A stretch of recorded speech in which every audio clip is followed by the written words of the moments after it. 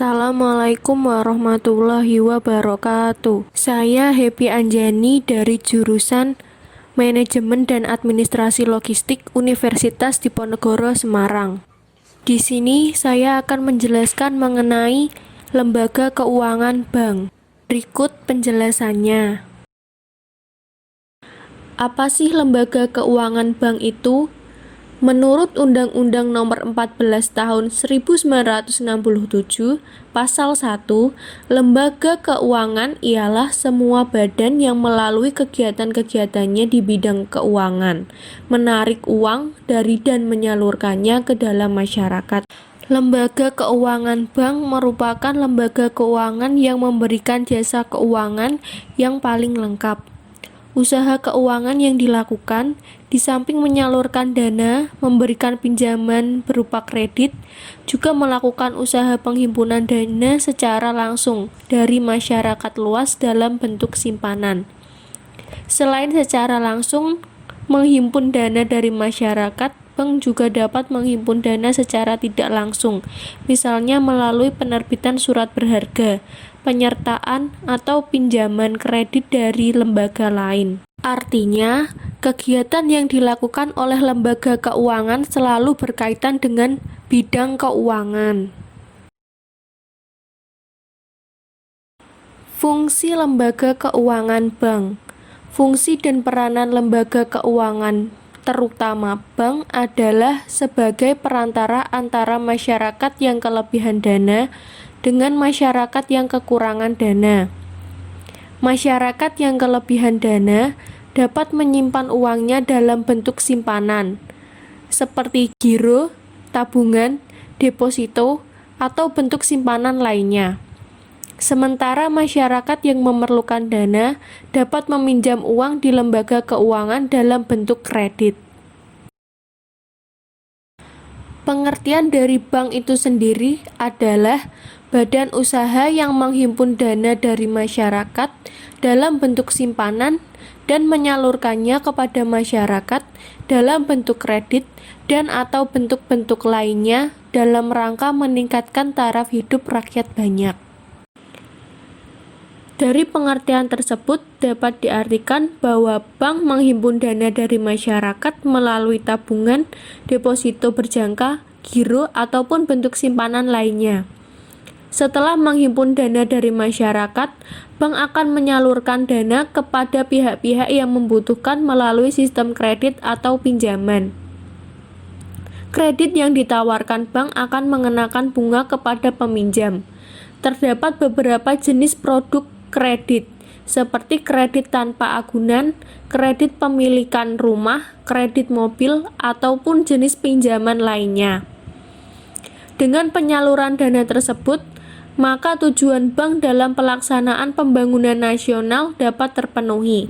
Masyarakat yang membutuhkan dana dapat menyejahterakan kehidupannya dan menghasilkan usaha yang mendukung pembangunan nasional. Jenis-jenis bank. Yang pertama, bank sentral, yang di dalamnya terdapat Bank Indonesia. Yang kedua, bank umum. Bank umum dibagi menjadi dua. Yang pertama, bank umum konvensional, contohnya Bank BCA, Bank BNI, Bank BRI, Bank Mandiri. Yang kedua, bank umum syariah. Bank umum syariah ini contohnya BNI Syariah, Bank Mandiri Syariah, dan lain sebagainya. Yang ketiga ada BPR atau Bank Perkreditan Rakyat. Bank Perkreditan Rakyat juga dibagi menjadi dua, Bank Perkreditan Rakyat Konvensional dan Bank Perkreditan Rakyat Syariah. Yang pertama, kita akan membahas mengenai bank sentral. Bank sentral di Indonesia dilaksanakan oleh Bank Indonesia dan semula memegang fungsi bank sirkulasi serta bank to bank atau lender of the last resort. Menurut Undang-Undang Republik Indonesia Nomor 23 Tahun 1999, tugas Bank Indonesia sebagai bank sentral antara lain mengatur, menjaga, dan memelihara kestabilan nilai tukar rupiah dan mendorong kelancaran produksi dalam negeri. Kemudian bertugas di Dewan Moneter, mengatur peredaran keuangan negara, mencetak uang kartal, sebagai pemegang kas pemerintah, pembina dan mengawasi dunia perbankan, membidangi keuangan internasional bagi kepentingan negara serta tugas-tugas dan usaha-usaha lainnya. Visi dan misi Bank Indonesia. Visi dari Bank Indonesia yaitu menjadi lembaga bank sentral yang dipercaya secara nasional maupun internasional melalui penguatan nilai-nilai strategis yang dimiliki serta pencapaian inflasi yang rendah dan stabil. Lalu misi dari Bank Indonesia yaitu mencapai dan memelihara kestabilan nilai rupiah melalui pemeliharaan kestabilan moneter dan pengembangan stabilitas sistem keuangan untuk pembangunan nasional jangka panjang yang berkesinambungan. Tujuan dari Bank Sentral. Tujuan dari Bank Sentral yaitu mencapai dan memelihara kestabilan nilai rupiah. Kestabilan nilai rupiah tersebut terdiri dari dua aspek. Yang pertama, kestabilan nilai mata uang terhadap barang dan jasa yang tercermin dalam perkembangan laju inflasi. Yang kedua, kestabilan terhadap mata uang negara lain yang tercermin dalam perkembangan nilai tukar rupiah terhadap mata uang asing. Untuk mencapai tujuan tersebut, Bank Indonesia didukung oleh 3 pilar yang merupakan 3 bidang tugasnya. Yang pertama, menetapkan dan melaksanakan kebijakan moneter.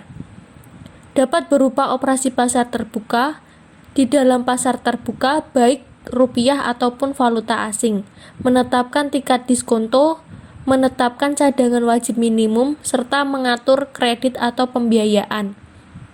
Yang kedua, menjaga dan mengatur kelancaran sistem pembayaran. Bank Indonesia merupakan satu-satunya lembaga yang berwenang mengeluarkan dan mengedarkan uang serta mencabut, menarik, dan memusnahkan uang dari peredaran. Yang ketiga, stabilitas sistem keuangan. Yang kedua, ada Bank Umum. Bank Umum. Bank umum adalah bank yang dapat memberikan jasa dalam lalu lintas pembayaran. Sifat jasa yang diberikan adalah umum, dalam arti dapat memberikan seluruh jasa perbankan yang ada. Begitu pula dengan wilayah operasinya, dapat dilakukan di seluruh wilayah. Bank umum sendiri disebut bank komersial. Usaha utama bank umum adalah funding, yaitu menghimpun dana dari masyarakat luas, kemudian diputarkan kembali atau dijualkan kembali ke masyarakat dalam bentuk pinjaman atau kredit. Si penabung diberikan bunga simpanan, sedangkan si peminjam diberikan bunga pinjaman dan biaya administrasi. Kegiatan bank umum ada 3. Yang pertama, menghimpun dana masyarakat. Menghimpun dana masyarakat dapat berupa simpanan giro, deposito, dan tabungan. Yang kedua, menyalurkan dana masyarakat dapat berupa kredit investasi, kredit modal kerja, maupun kredit konsumsi. Yang ketiga, memberikan jasa-jasa bank dapat berupa transfer, clearing, kredit atau debit card, jual beli surat berharga, pembayaran telepon, air, listrik, pembagian dividen, pembayaran kuliah, atau pelayanan lainnya. Bank umum dibagi menjadi 2, bank umum konvensional dan bank umum syariah.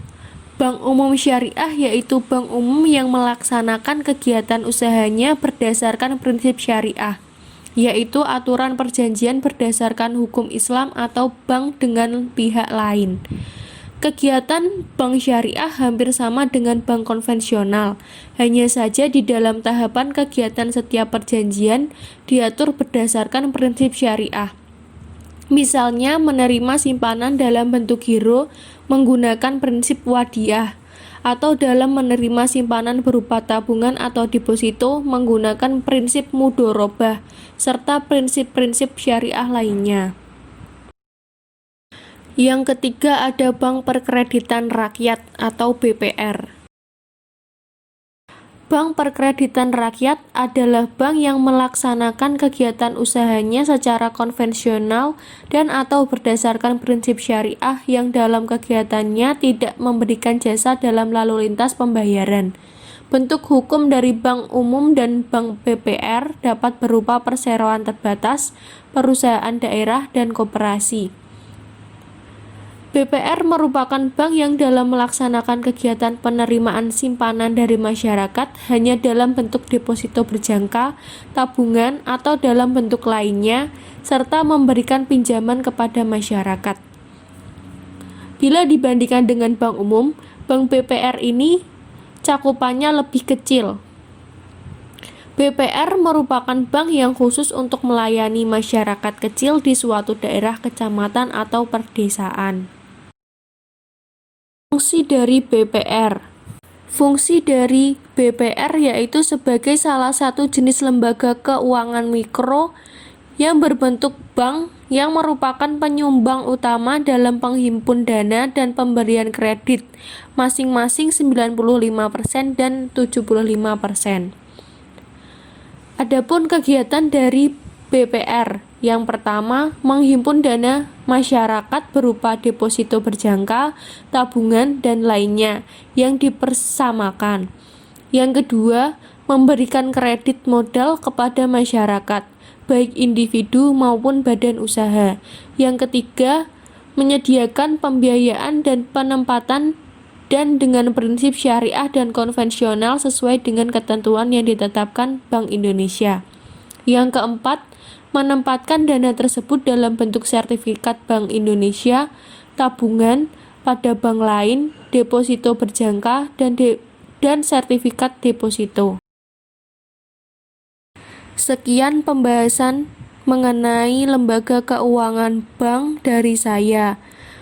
Wabillahi taufik wal hidayah. Wassalamualaikum warahmatullahi wabarakatuh.